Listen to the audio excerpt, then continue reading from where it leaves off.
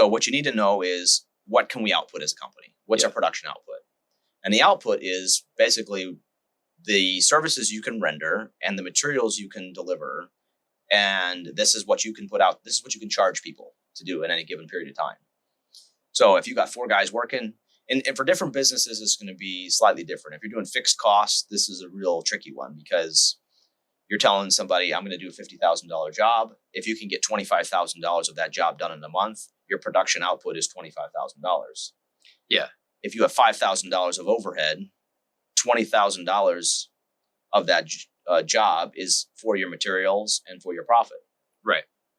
The other 5, you'll never, obviously that went to pay the bills. Right. If you have 2 jobs going on, you kind of dilute it some. Yeah. You got 2 jobs, you got $25,000 and it's not what you billed the customer. It's what you got done. It's production. Yeah. I think that's a good thing, because you can sell a job, but then you got to complete the job. So if I sell you a $50,000 job, but I'm only capable, that's going to take me 2 months of time to do it. Yep. My production output is $25,000 a month. If I've got overhead that's creeping up because I've got this support staff and I had to get that new truck and I had, all of those things, if that number is creeping up and outpacing my production, it doesn't matter how many jobs you sell. Because I think it's the thing too, is where you get that contractor who's robbing Peter to pay Paul. Yep. And I got, initial. And so then I'm spacing out. I'm going to a different job site every day of the week to keep customers just happy enough to hopefully get those jobs finished, to get enough, again, dollars coming in to cover this month. And I think that's where people go south, is it's not just about selling work. It's about managing your overhead and creating margin by understanding your production output of what can you do.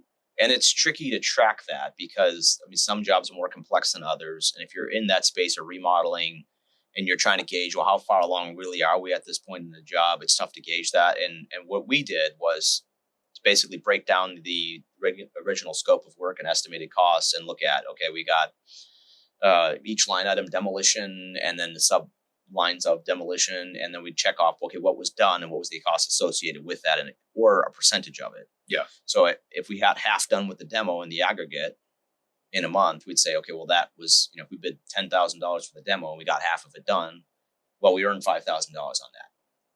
What we billed the customers is irrelevant. They might have paid 20% up front. We didn't earn 20% yet. Right. So the cash might be in the bank, but is totally unrelated to understanding our picture of overhead. Yeah.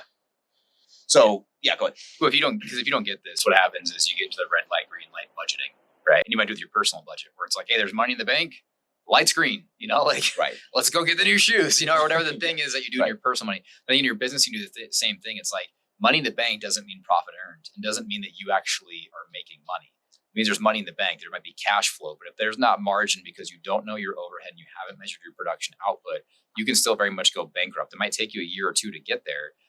But if you don't understand these principles, I think what happens is, I call it the red light, green light budgeting. Like, hey, money in the account's low. Like, we've all been there personally. It's like, yes, you're not spending money this month. The account's low, red light, but you got to be strategic and smart about how you're spending that money, knowing how much is coming in, what is in your pipeline, what are the costs you do business every month, and then bidding jobs appropriately, to make sure that you're actually making money. Yeah.